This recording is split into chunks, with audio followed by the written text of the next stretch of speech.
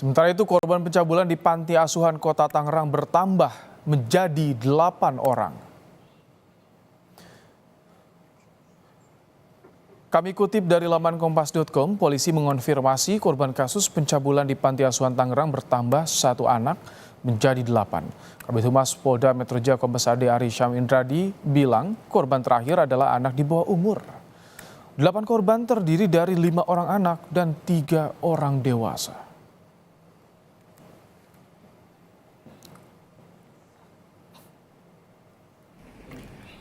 Polisi mencari satu pelaku predator anak YS di Panti Asuhan kawasan Tangerang, Banten. YS, pengasuh Panti Asuhan di Tangerang, ditetapkan sebagai tersangka kasus pencabulan kekerasan seksual ke anak asuh. YS masuk daftar pencarian orang setelah mengabaikan 2 pemanggilan pemeriksaan. Sementara 2 pelaku S dan YB telah ditahan setelah pemeriksaan korban dan saksi sebanyak 11 orang. Yang sudah terdaftar dan 17 sudah terakreditasi. Kita lakukan penangkapan dan penahanan terhadap saudara Sudirman dan saudara Yusuf Bahtiar. Sedangkan saudara Yandi Supriyadi, ya, setelah kita lakukan pemanggilan 2 kali yang bersangkutan tidak hadir, akhirnya kita tetapkan, kita masukkan dalam daftar pencarian orang.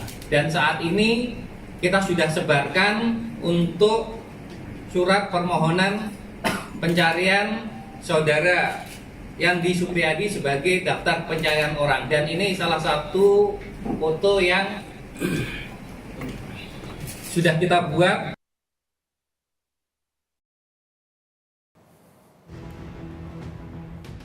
Panti asuhan ini seharusnya menjadi tempat perlindungan yang aman bagi anak-anak yang diasuhnya. Namun kasus kekerasan seksual terhadap puluhan anak asuhnya justru terjadi di 2 bangunan ini. Segala aktivitas dihentikan, polisi langsung menyegel 2 bangunan milik Yayasan Panti Asuhan untuk kepentingan penyidikan. Tepat di sebelah kanan saya, ini merupakan tempat kejadian perkara dugaan kasus pencabulan dan pelecehan seksual dan memang sudah diamankan dan dipasangkan garis polisi oleh pihak kepolisian. Walaupun sudah sekitar 20 tahun berdiri, ini memang panti asuhan, Yayasan Panti Asuhan Darussalam An-Nur ini tidak atau belum memiliki izin. Nah, selain bangunan yayasan ini ada juga satu bangunan lainnya yang saat ini saya akan tunjukkan juga kepada Anda, saudara, di mana satu bangunan lainnya merupakan tempat atau di mana anak-anak panti asuhan ini menggunakan bangunan untuk kegiatan belajar mengajar.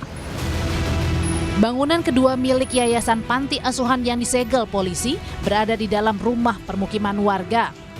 Selama beroperasi 20 tahun tanpa izin, warga tidak mencurigai adanya kejanggalan dalam pengasuhan panti asuhan kepada anak-anak.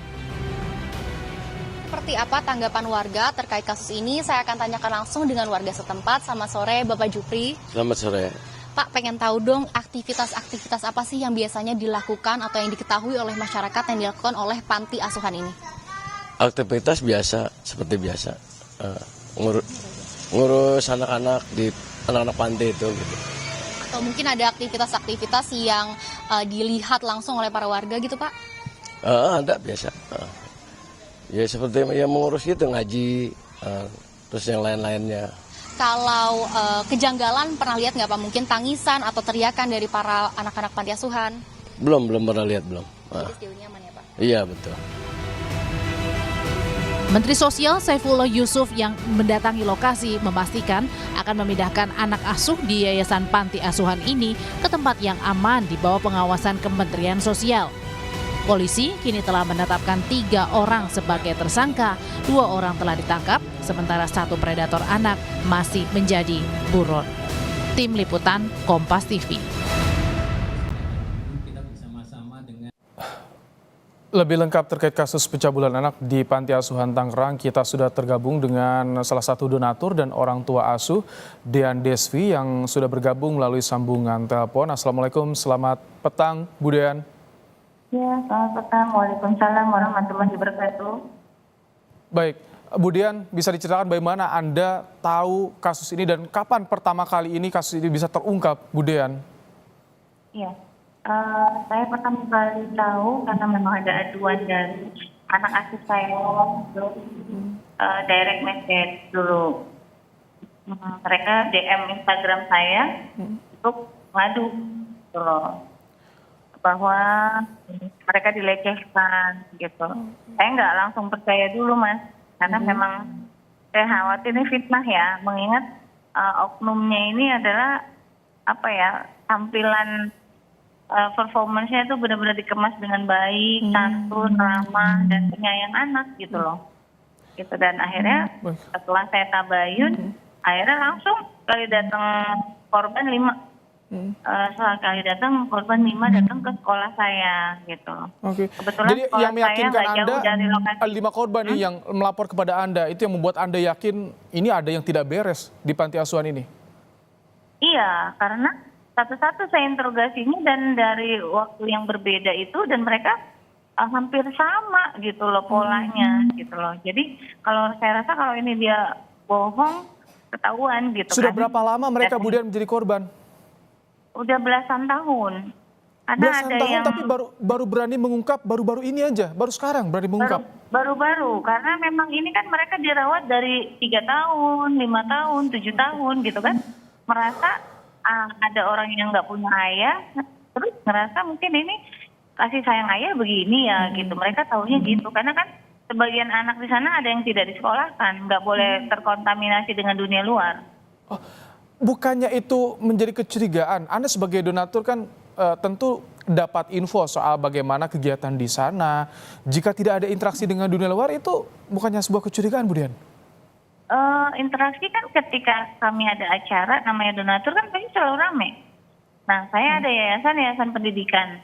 Ketika saya ada acara kegiatan misal muharram, anak yatim, hari anak yatim atau buka puasa bersama, itu rame terus, dan kami taunya ya rame terus gitu loh. Tapi nggak tahu kalau pagi-pagi kan saya juga kebetulan guru, saya dosen, dan semua itu aktivitasnya masing-masing gitu loh. Oke.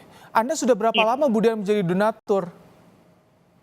Kebetulan berdirinya panti asuhan ini, sebelum berdiri juga saya sudah bersahabat baik sama pimpinannya itu yang sekarang jadi tersangka yang sudah ditangkap oleh polisi ya, Saudara Sudirman gitu kan.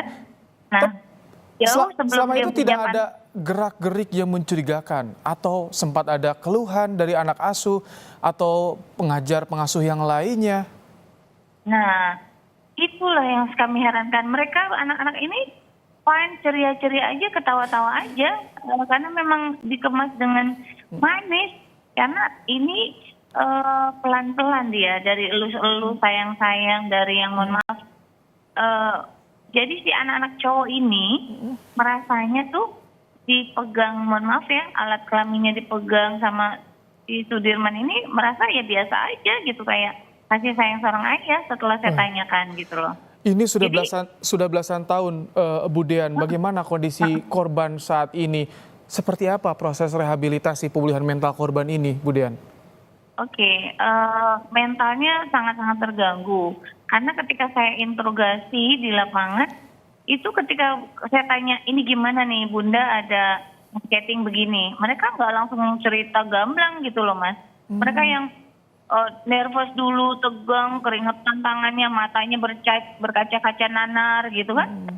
Itu yang bahkan ada yang apa ya Mas, kayak orang kerasukan gitu, matanya mendelik, tegang, pokoknya yang nggak bisa bicara. Sekarang gitu masih loh. didampingi Bu Dian korban? Masih.